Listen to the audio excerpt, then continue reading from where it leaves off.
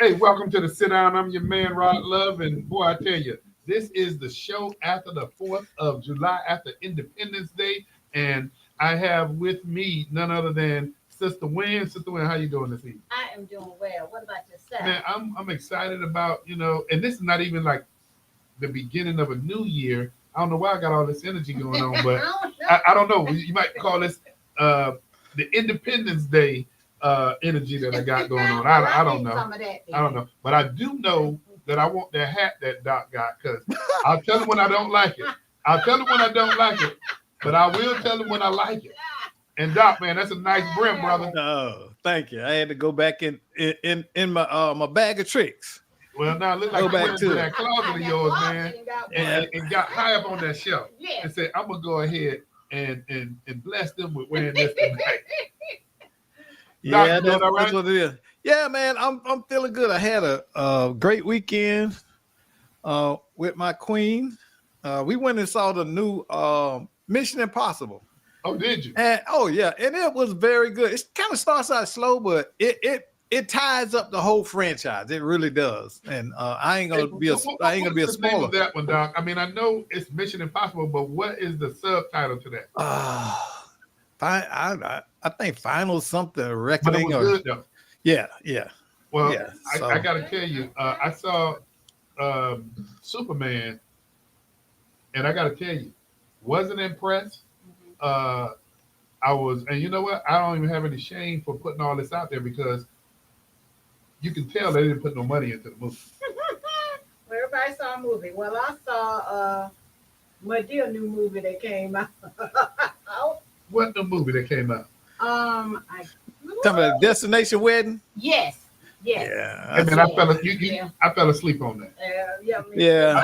Hey, I fell asleep on that. Hey, and you know what? And nothing against anybody, Doc, but I'm tired of seeing men in dresses. Hey, listen, I fell asleep on it, and all I was doing was walking past the TV. So I fell asleep while I was walking. Look, when you asked me what's the name, I said, you see, I can't even remember what the name was. Hey, and you know what? I'll give Tyler Perry credit because I might be wrong, but he actually played 3 roles in that movie. Yes, he did. He played Medea, he played the father and his mother, and the uncle, the uncle, Medea's brother. Yeah, Medea. He always played those 3 roles. It was the father, Medea. Just them 2. No, so he played 3 roles. He played himself. Oh, himself. That's right. That's right. So and his father and his aunt Medea. But the thing about it, I have to give him his props. He has taken a discarded segment or a long-term ignored segment by Hollywood and turn it into a cash cow. So talking about men wearing a dress? No, not so much.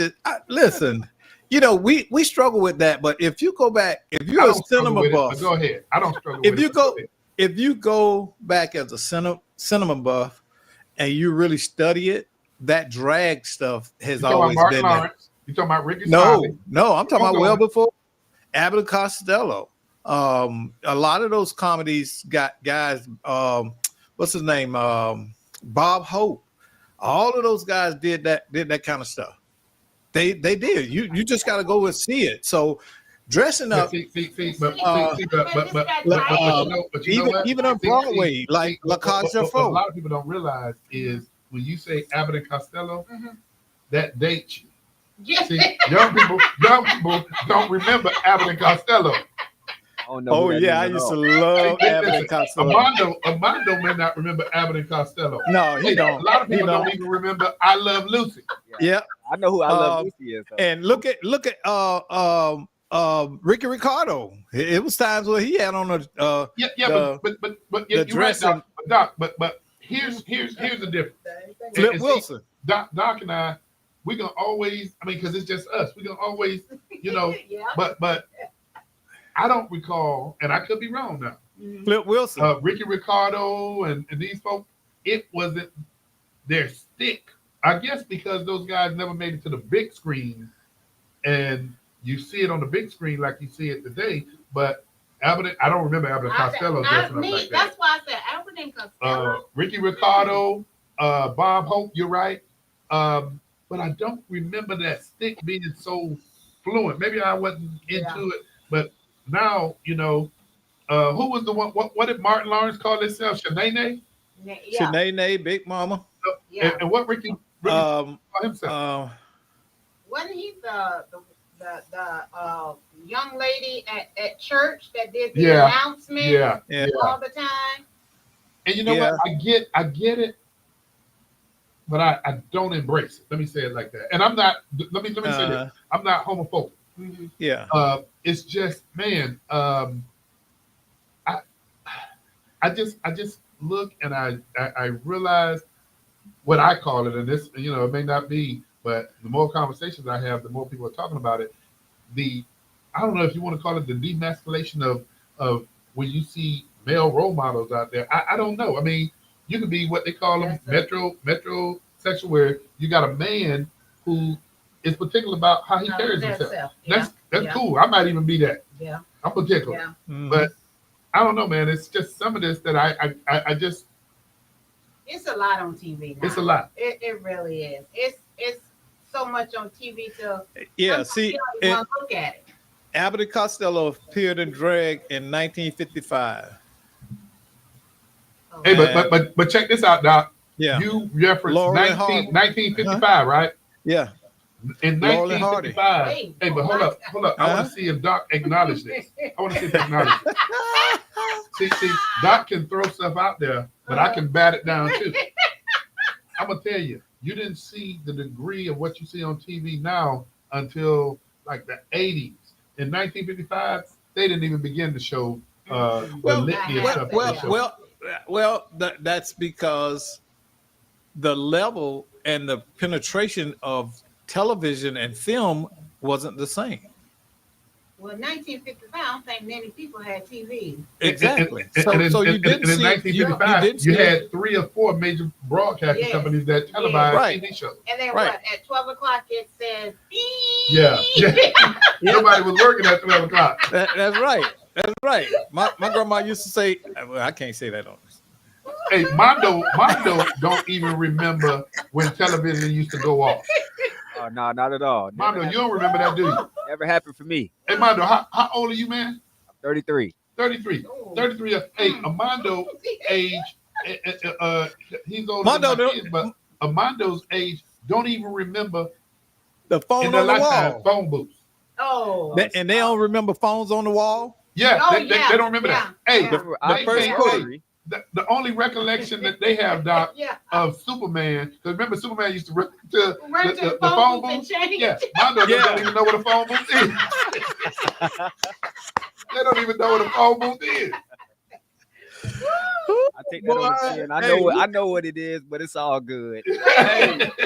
Hey, used to just play the Star Spangled Banners, and then once that go off, and then what used to come on first thing in the morning was what? Oh, know that. The Seeds of the Sower. Oh, see, I don't know nothing. See, I don't remember that. It was about 10 I don't remember that, Doc. And it was made from this town I've been through 1,000 times, Meta, Georgia. And it was for Michael Guido's ministry. And if you ever go through Meta, his ministry is still there, the building anyway, and it's right on that highway that goes through Meta, Georgia. Man, I know young people sit back and listen to us have this conversation, and they say y'all can have the old days. Yes. But man, I tell you, old days was the good old days. It was. The old days, and that's a good segue into what we're going to talk a little bit about.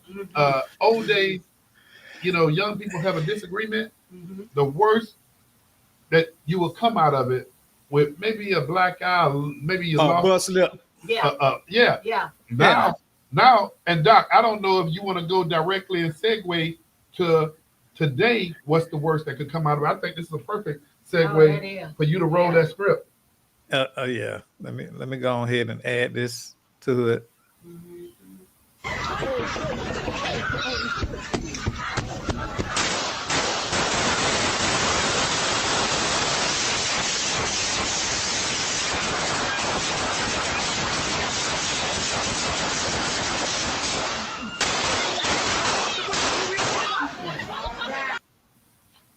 Hey, Doc. What? Go ahead and put some meat on the bones for us. Let everybody know what they just saw. Where did that take place at? That took place in Philadelphia on 15 2nd Street. Don't hold me to that address specifically, but you can find it. It was all over the news a couple of weeks ago. And it's a shootout in which 13 people were shot and 3 were killed.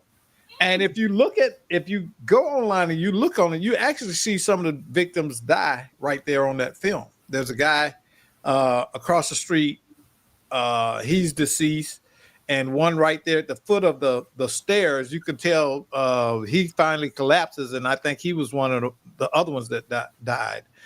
But unfortunately, we are in a time when this seems to be a norm.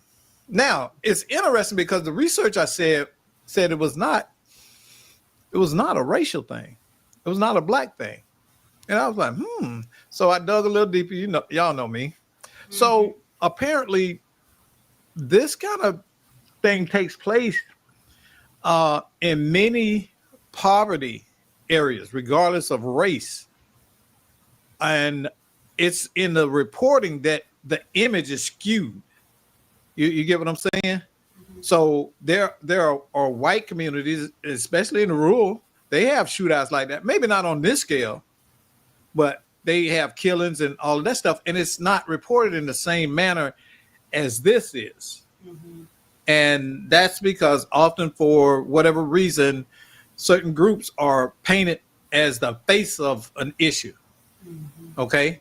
But by no means is it's just a black issue. But here's the thing. There's a movement going on TikTok where it's talking about, and I'll use the term that they talk about, black people versus ninjas. And y'all know what that ninjas mean. Yeah. And they're talking about the fact that there is a growing groundswell of black people coming forward to speak up now about what they see as behavior in our community that's problematic, and we need to start holding them accountable. Well, let me give an example. Wow. Let me give an example of that so that people can get their arms around it.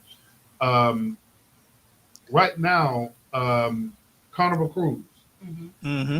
There's this big push and conversation, and I'm glad to see people are actually coming out and articulating and saying what needs to be said, because we continue to see on the cruise line people that look like us. I'm gonna just say that you go on a cruise and you act out beyond anything people can ever imagine, and you have the expectation that everybody should deal with your behavior and accept it. Mm-hmm. And now Carnival Cruise Line has put out some new rules that prohibit certain things from taking place on that cruise line. It's their business; they can do it. But you have people that are coming forth saying it's racist that they're coming out making these new policies. Well, I'll tell you what. Look who's doing it. No, because a lot of black people are coming out and saying Carnival is absolutely right.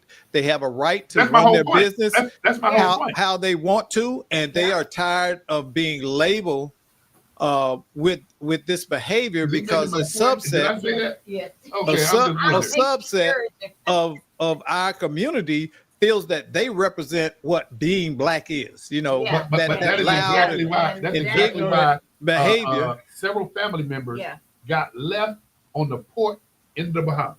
Mm-hmm. And they had to fend for themselves as to how to get back. Yeah.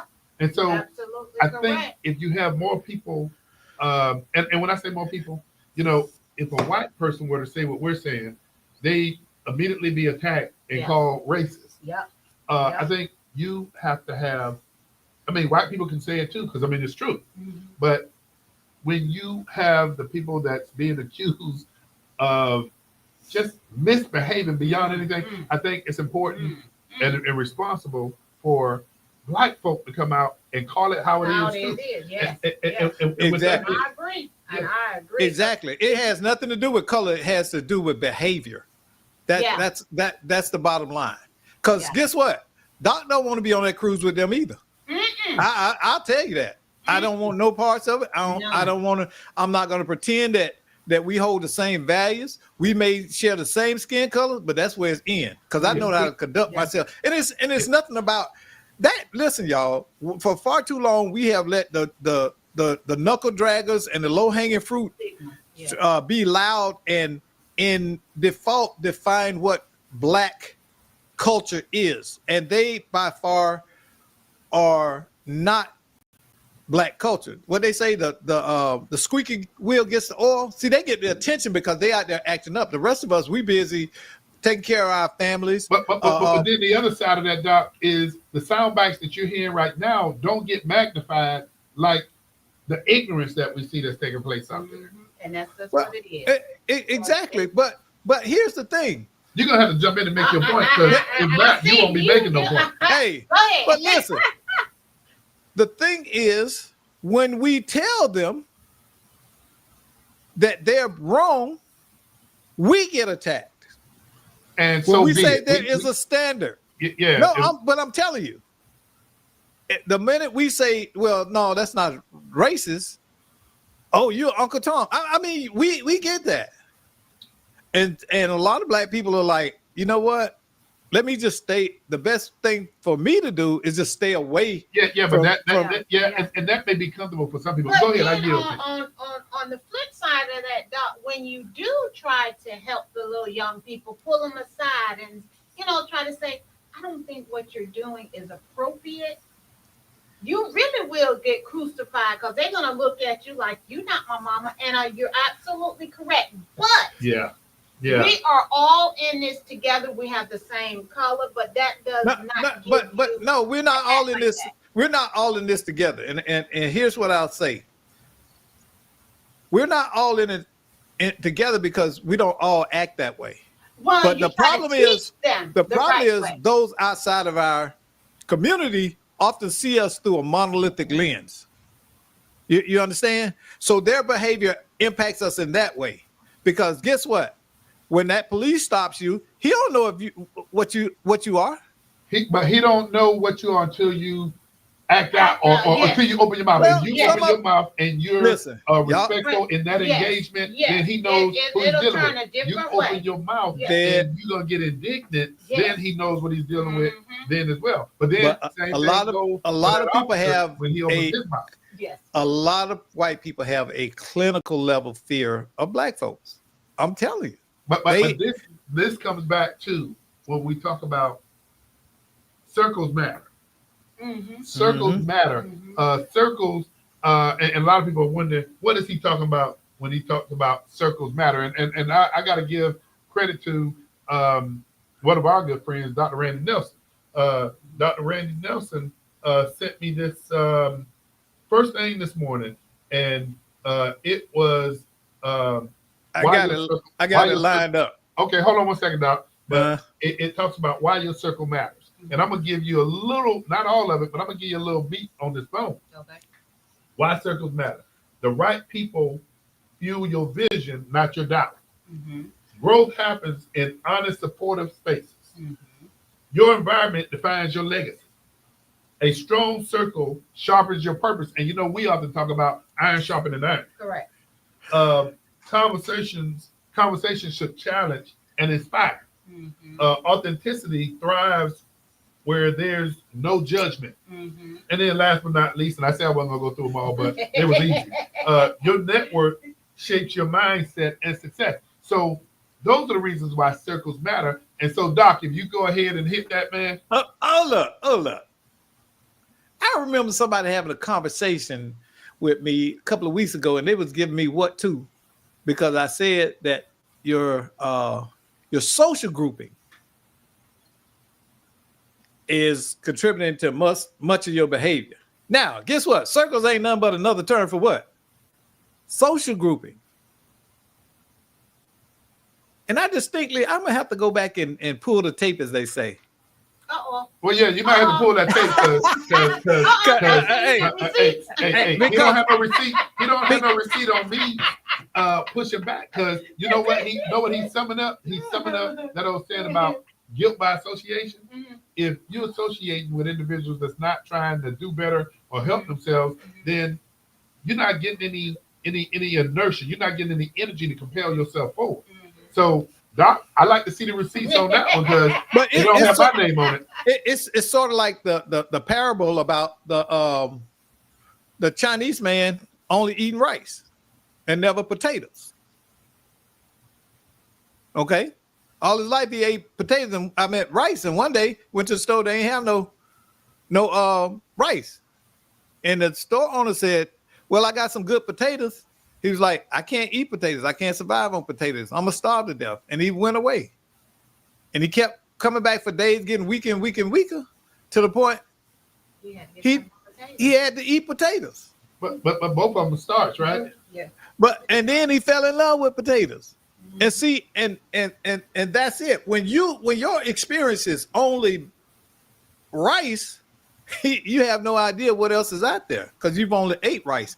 And I'm using that analogy to say it's the same thing about social groupings. When your social group has only done things one way, and you've never been exposed to different ways, different sets of circumstances, you tend to believe that that's the way everybody is. So let me cue this up, everybody, once again. I told y'all why circles matter. And so because we're talking about circles matter, and basically circles is association. Social grouping. You know, so with that being the case, Doc, let's run that clip. Why does your circles matter? Because who surrounds you shapes who you become. Now, in its third year, funded by Orange County government, the Florida Economic Consortium's Youth Violence Prevention Initiative is proving that strong circles lead to safer communities. Through high-impact programs like I Hope Mentoring, King Solomon Foundation, Morgan Ministries, Power Teens, and Toussaint Boxing and Fitness Gym, youth are being empowered, challenged, and supported. And how do we know it's working? Because FEC uses CPAS, their proprietary contract performance analysis system, to track services in real time, as well as results of grades, behavior, attendance, and positive social engagement. We don't just make promises. We measure progress. The right people fuel your vision, not your doubts. Growth happens in safe, supportive spaces. A strong circle sharpens your purpose. This isn't just programming, it's prevention with proven outcomes, where the right circles build brighter futures and return on investment for taxpayers. And see, that sums it up. That sums it up. And when you talk about, I don't know if we're back on. Yeah, you're on. Yeah. And so when you talk about those programs, you talk about how those programs are facilitating circles among those young people. Yes. Association. What you call it, Doc? Social groupings. Social groups. And Ms. Wynn, you see it firsthand up close because you work directly with those programs. Yes, and it's a lot of the entities that we currently are subcontracting with the relationship that they have with these students. Even after hours, the students are still reaching out to them. So that's a everlasting relationship, helping that student go to the next level, which is still like application for colleges. So even when you do go to college, they still have that bond. So it is helping. And, you know, the one thing that I see that, you know, we always talk about a quality improvement process. The only thing that I see that we need to continue to improve upon is that parent engagement. Yes. And because those same kids got to go back to their homes with their parents. And, you know, we're appreciative that the parents have, you know, saw fit for those kids to be in those programs. Absolutely. But we got to figure out how do we strengthen that parent component. And speaking of that, you have something, or FEC has something going on this Wednesday in Orlando, Parent Social. We have our summer parent social this Wednesday at the Villages on Mercy Drive at 6:30 with all of our subcontractors along with the parents and the students. Okay. So we're still trying to build that relationship with those parents as well. Okay, so let me ask this question of you. Parents that are seeing this for the first time and that may have the time available this coming Wednesday, which would be the 16th, is it 16th? At 6:30, and that's going to take place what at location? The Villages on Mercy Drive. At the Villages on Mercy Drive. So parents that see this that are interested and they may want to come check it out to see if it's something that they want to get their kids involved. Can they come and attend? Can they show up?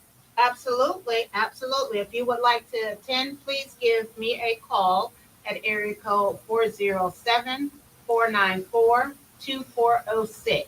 And my name is Shaquita Wynn. Okay, all right. Well, and you know, I want to put this out there too, because we don't give it enough emphasis. There's such a thing in psychology called modeling. Y'all have heard that term, right? Modeling. And modeling is merely showing a person operating in an environment in a particular way that influences a person. See, y'all can see modeling. Like if all I ever saw was a dysfunctional woman and I ran into Miss Wynn and I spent enough time with her, I would just naturally know that, hey, she's behaving different than the women that I've been in contact with. And that's, most people are curious and they're going to ask you questions, and know that you don't have to even talk sometimes to many people, and your behavior, your conduct and character will teach. Mm-hmm. This is why you have to be consistent in who you are, mm-hmm. because it will teach people. And many times what people are looking for is permission to do and be what they already feel. And when they see somebody else doing and being who they are, it also empowers them. Yeah. But you know what? When we're talking about modeling behavior, here's something. While we use the vernacular of modeling behavior, mm-hmm. it's easy to say. Yes. But it takes work doing. Yes, it does. Yeah, because even those who talk about, and I'm gonna say we're that group that talks about how we want young people to realize their full potential. Mm-hmm. How we believe that when things take place, and I'm gonna use the example, the engagement with law enforcement and young people. Mm-hmm. We're saying if you don't believe that you're being treated fairly, if you don't feel that you're being treated appropriately, take it to the supervisory level. Yes. But there's a way to do it. Mm-hmm. Don't think that you're gonna get justice out on the street corner, because things have so many ways of going around. Yes, it does. And so we can't say that to young people about modeling certain behaviors, mm-hmm. and then somebody steps on our shoe and we cut the food. Mm-hmm. That's why I say it's easy to use the vernacular of modeling behavior, mm-hmm. but you got to really put work into it, because that old saying about sticks and stones. Mm-hmm. They don't, they may hurt. They do. But if you're going to live what you're trying to say to other people, then you got to live it. Yes. I always say sometimes they need to record themselves to see yourself. See yourself on that video on how you're acting out in public, and let's sit down and look at this. A lot of times that is not even. I'm not being a negative Nelly, but many of those people that act up like that, they're not interested in changing their behavior. They feel entitled a lot of times. But that is that Charles Barkley, and I don't disagree with what Charles Barkley said. I'm not a role model. Yeah, he said, I'm not a role model. Yeah. And the whole world jumped on him, saying, you in the capacity and the position and the recognition that you're in, how can you say you're not a role model? And Charles Barkley said something real pointed. He said, look at your mama, look at your daddy. Let them be your role model. Look at how hard your father's working. Let that be your role model. Absolutely. And you know what? He wasn't wrong. He was not at all. Not at all. He was not wrong. Hey, but here's something else I wanna throw in here that's real life. In Memphis, Tennessee, here was a clarion call from the police chief. And if you don't believe me, you can go look it up. The police chief and other leaders in Memphis made a plea to parents, saying, parents, please get your children. Please get your children. This was caused because of the level of gun violence and that it had reached a catastrophic level and situation. And in Memphis, Tennessee, they said enough is enough. The leaders called for a violence-free month in the city. Memphis Police Chief C.J. Davis spoke Friday, along with the mayor, Paul Young, and others, hours after 2 students at Booker T. Washington High School were gunned down in broad daylight. And this is a result of 28 homicides in 28 days. Oh, my God. And you know, when we had a situation, but 28, can you gather that? 28 homicides in 25 days. That's, oh, my God. And so they said, parents, please get your children. And when we had situations like this, and it wasn't, I mean, it was bad. Yeah. But it wasn't like that. When we had that situation, we convened a task force to get input from the community. Matter of fact, we convened 2 task forces. I think they were maybe 6 months apart or something like that. And we came out with an action plan. I will say Mayor Demings put work and put effort into it. And yeah, we can always continue to improve upon what we're doing. But man, when you see here, Memphis, Tennessee, you got the leaders saying, parents, please, please get your children. That's what I call it action. That's the action call. They gotta put some kind of action plan together. 28 homicides in 25 days. Woo. Did Well, the age range? Well, if they're saying parents get your children, I would imagine that these are all underage individuals under 18 years old. You know, they start early too. Yeah. Oh, wow. That's, I mean, it's almost like, where do you go from here? That's a good question. Doc, well, you got quiet. I mean, where do you go from here, man? Well, to me, man, I always look at what's working. I'm one of those people that just honestly assess. It's not an emotional response that I'm looking for. What is working and what is not? Why are we continuing to try the same tactics and fixes, and we know damn well that they don't work? So do something else. We are faced with an enormity of irresponsibility at many levels. It is not the government's responsibility to raise your family, because when you decided to get with Lily or Tyrone, you didn't write the government and say, hey, should I have sex and have this baby? So I think that it starts with being realistic about holding parents accountable. If your child kills somebody, you need to go to jail with them too. You are your children are your resume. I'm with you, but I ain't with you all the way on that, because you and I both know there's. I'm talking about underage. I'm talking about underage kids, these teens. I get you, Doc, but Doc, there's some hardworking parents out there that's doing all they can do, and you got that one child that just. Then you need to put that child. If you can't handle that child, you need to let the community know. Say, my child is a menace to society. Well, I agree. I need help. And that's where I absolutely agree that if you don't, once you've done all that you can do, because you in Florida, you have Sins Fins. And Sins Fins is for ungovernables. Basically, that child hasn't gone to the extent that they've gotten arrested or gotten charged, but they're so ungovernable. You as a parent have reached out and said, hey, they haven't done anything that the Department of Juvenile Justice can engage them on yet. They're not an adult, so they can't be charged as one.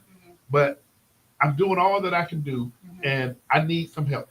Now, you go through those lengths, then I agree. You go to those lengths, you kind of insulated yourself. You said that I need some help. But if you're one of those parents, and I'm gonna read to you right here from Memphis, Tennessee, where the chief of police and the mayor is saying, if you see your young person walking out of your household with a hoodie on and it's hot outside with a backpack on and it's not a school day, you need to ask some questions. You need to check the backpack, Young said. We need everybody to be part of the solution. And basically what they're doing is they're giving the parents the how-to.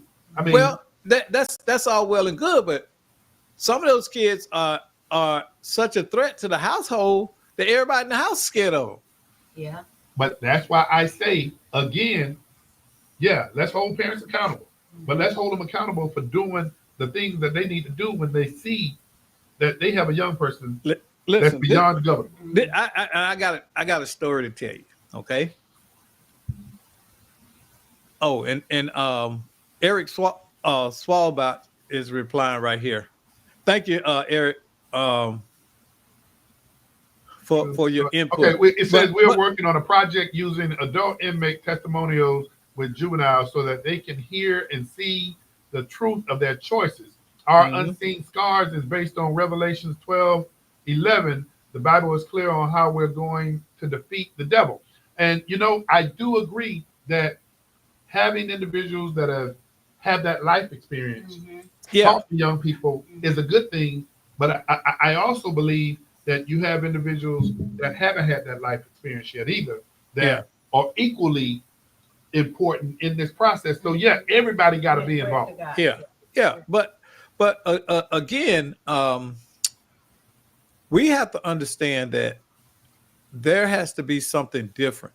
We have to do something drastically different or try different interventions instead of just going on and shaking our hands and, or, you know, wringing our hands and saying these kids are just bad. Okay. When I was in juvenile justice, we had a kid that was due to go home, right? It finally, been there almost a year, 6 months program, but you know how, Ron, you know how they do. So he was getting ready to go home.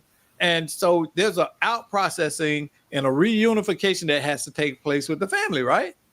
So we did all of that, and the family, they came out for the reunification, and they met with the counselors, they met with the staff and all of that, and we you know, told them our assessment of his progress and everything. And the day this kid was supposed to get out, we couldn't get a hold of his family. So one of the supervisor staff, they actually went to his house. Nobody lived there. We had nowhere to send this kid. And what because his family, what that's called is a dual status kid, a kid that's in delinquency, but he's also in child welfare because now they can't account for a safe place for that young person to go. By the way, I do have to mention, brother Eric Swayback has been doing what he's been doing for years since I've known him. And when Doc talks about we have to do something different, Eric has been doing that different stuff for a number of years. We got a call in. Let me take this call. Hey, caller, you're on the sit down. Who am I speaking with? Hey, Rod, this is Eric Swalback. How you doing, man? Eric, doing great, man. Doing great. We see you're tuned into the show. But Eric, if you could be succinct, man, talk to us about quickly what it is you're doing out in the community, because I know you've been doing it for a long period of time. Well, you know, in my 30 years of teaching, you know, I always chose to work in low-income areas, and most of those kids didn't have a dad, you know, all of those things. And all those adverse childhood experiences, then they turn to drugs, alcohol, and whatever they think's going to, you know, get that dopamine. And without their frontal lobes aren't fully developed, right? So the kids that I've lost to prison for murder, it's up to 7 now, they're all just doing what society's telling them. You know, if your friend dies of a gun, go get a gun, right? And then all of a sudden they shoot somebody and they go to prison for murder and somebody dies.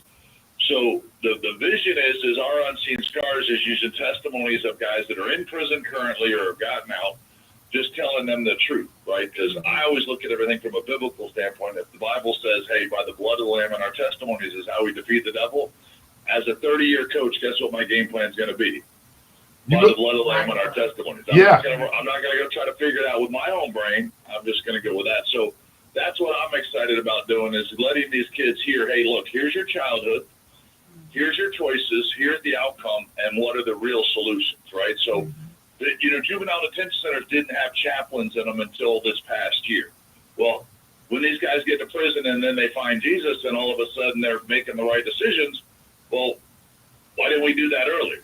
So getting all of these biblical teachings back into the school and truly getting them to understand how their faith is going to help them, to me, is the key of what I see working with, adult males that have done 25 years in prison. So why don't we just replicate it with the youth, Eric, let me chime in, and don't go anywhere. I know we're on the countdown on the clock, but Eric just schooled a lot of people on something. I like how smooth and slick he was with doing it. But Eric just educated everybody to what's called ACE, adverse childhood experiences.